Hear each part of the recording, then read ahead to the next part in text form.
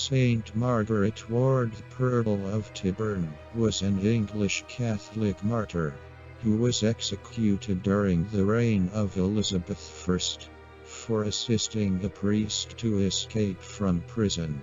Learning that Father Richard Watson was imprisoned in Bridwell, she became friendly with the jailer's wife and obtained permission to visit him. Margaret was his only visitor. Disguised and carrying a basket of provisions, she for a month visited the prison, being always closely searched.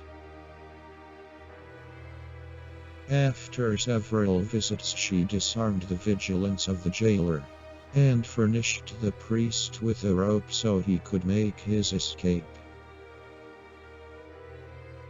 At the appointed time, the boatman whom she had engaged to convey Father Watson down the river refused to carry out his part of the plan.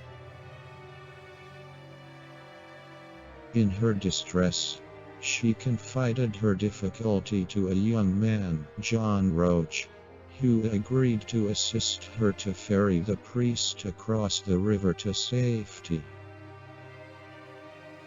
John Roche helped Margaret Ward arrange the escape of Father Richard Watson from Bridwell Prison.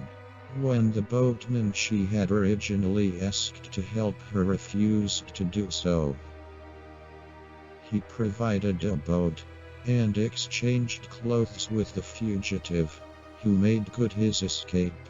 He was arrested in his place,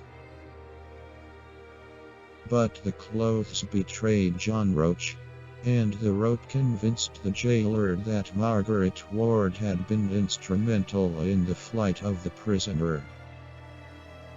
They were both arrested and clapped in irons and tortured. Margaret was flogged and hung up by the wrists, with only the tips of her toes touching the ground.